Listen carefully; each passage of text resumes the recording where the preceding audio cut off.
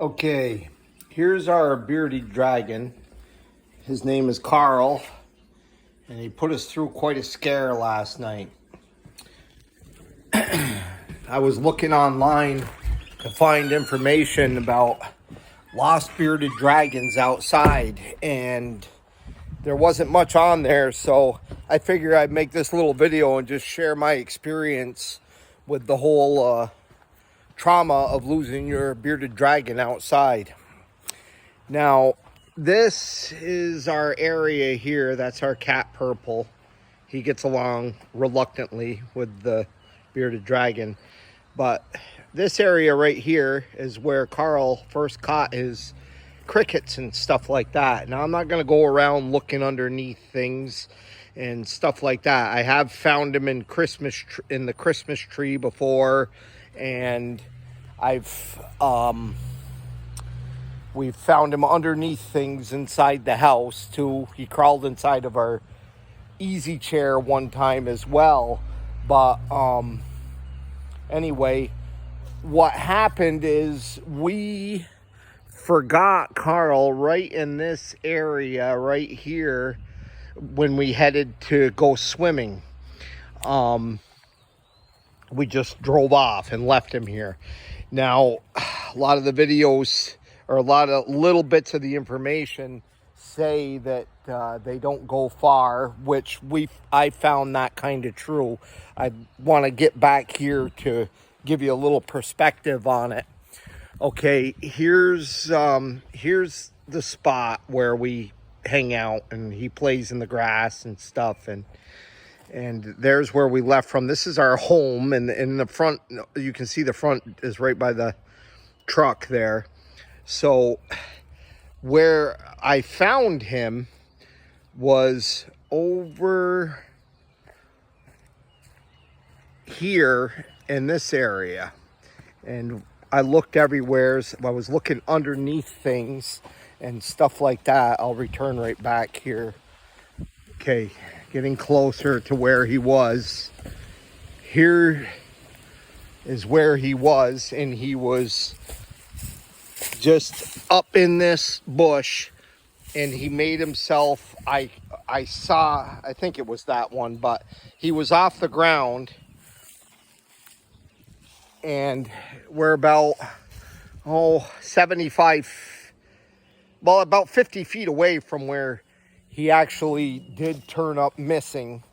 And he spent the night outside, and we put his cage out with a light on and that kind of thing. The problem is with beardies is when they're cold, they don't move, and he was cold. And today is an overcast day. It's probably not going to get much over 65 degrees, so I wouldn't have expected him to move around vigorously, unless he usually doesn't do that, and unless it gets to be 80 degrees and some good sunshine. Then I would have expected to maybe have found him over in his original area, or actually see him roaming around. But the information that I want to convey to you is they don't go too far. He didn't go too awful far, but we looked like crazy. I mean, we looked over here in the woods, underneath this old camper, over there, over by we got a fire pit here that we looked underneath everything. My poor daughter was frantic and crying. And just, if you're undergoing the same situation, we did find him, which I'm very grateful for. I wasn't sure if we were gonna or not, but the kids were pretty hysterical, and you know, he didn't bury into anything. Another video says that they burrow, but I don't foresee them initially. I know they do burrow, but that's if you provide them with some sort of media in their tank, and they learn how to do that ahead of time. Maybe they do it instinctively. I'm not quite sure, but so he didn't burrow, and we've lost him before. We lost him one other time over in this area here, and what he did was he propped himself against a tree. You know how they put their hands on something and kind of stand up? And it's almost as if the little guy tries to make himself noticed, you know, if he becomes scared and realizes he's lost, if they have the mental capacity to do that. I kind of tend to think that they might, because they're, you know, I'm sure that if you're watching this video, I'm sure you realize that a bond does get formed with these cute little reptiles indeed. So, you know, we've had 2 scares where we've actually lost him outside, and I don't think they go too far, and I don't think that they hide under anything, you know. So the idea would be to do a good thorough look, I would say, within a 100-foot radius of where you are. Concentrate where you last believed to have lost your precious little pet.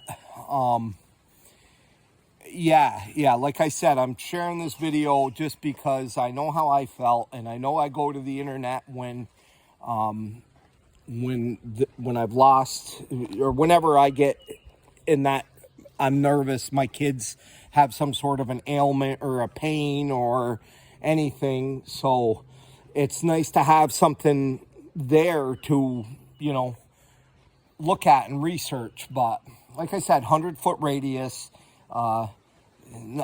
Don't worry so much about them being like buried under the ground, or I mean, sure, look underneath things, because inside the house we've found him under stuff. Like I said, I found him inside a recliner one time. I already told you that, but I don't even know how I got lucky enough to find him. But there again, over there in the woods, he didn't go in the woods, like, you know, take off into the woods kind of thing.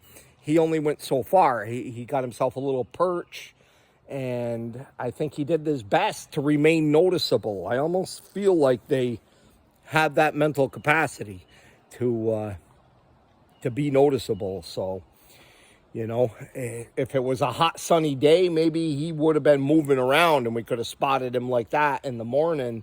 But they sleep at night, so they're going to be stationary at nighttime. We did a lot of looking, and thank God we found him.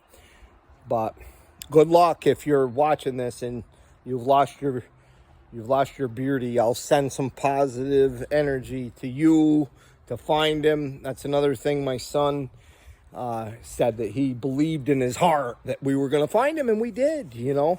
My poor little girl, though, oh, she was just so hysterical because she loves her baby Carl.